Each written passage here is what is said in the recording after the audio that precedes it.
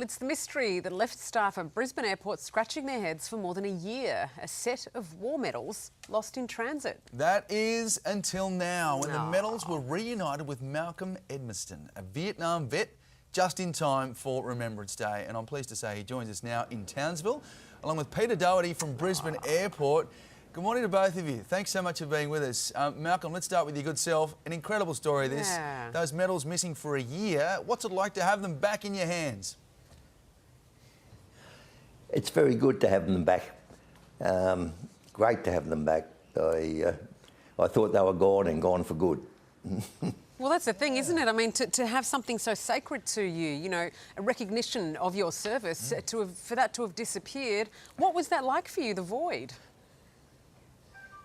It did concern me that there because there were parts of them that I couldn't replace.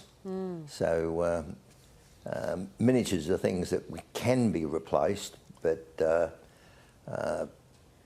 sometimes there are ones you just can't access. Yeah. So I was most concerned about getting those ones back. I was looking forward to it, but I thought they were in Christchurch, and I had in fact been planning to go to there for the weekend, but then had to change those plans anyway. So, yeah, Malcolm, you lost them on the plane, right? You were flying over to New Zealand and you just left them somewhere. You still don't know, right? And how good is it to have them back before Remembrance Day this time around? Well, they came out of my case, so the zip was opened on my case, and somehow they fell out.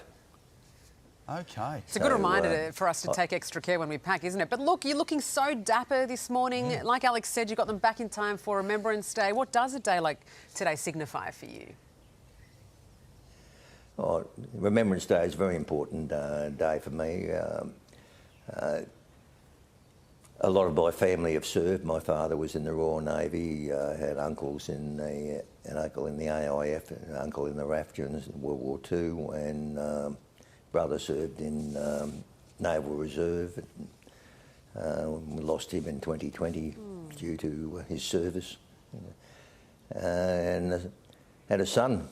Well, I've got a son who was in the Navy as well, so we've all had a lot of service, but as I look around at photos, I can see, well, the one that was in the paper, I'm the only one left in that photo. The rest have all gone. Yes, so it's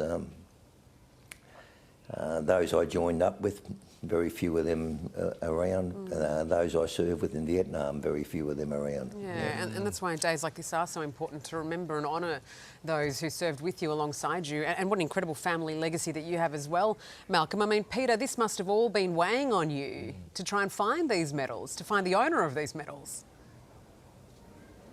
Look, we were absolutely committed. We had to solve this mystery, and 2 months ago we launched a media blitz around Australia and even in New Zealand. The really cool thing is that 100 people called up Brisbane Airport and pledged to be super sleuths to try and help us solve that mystery. One of the important things they did was they posted it on Facebook pages across the country, and Malcolm spotted one of those just this past week. And Peter, what about it being in Lost and Found? Is that right? It was there for over a year. Just talk us through the whole process of finding these things and getting them back to this wonderful owner.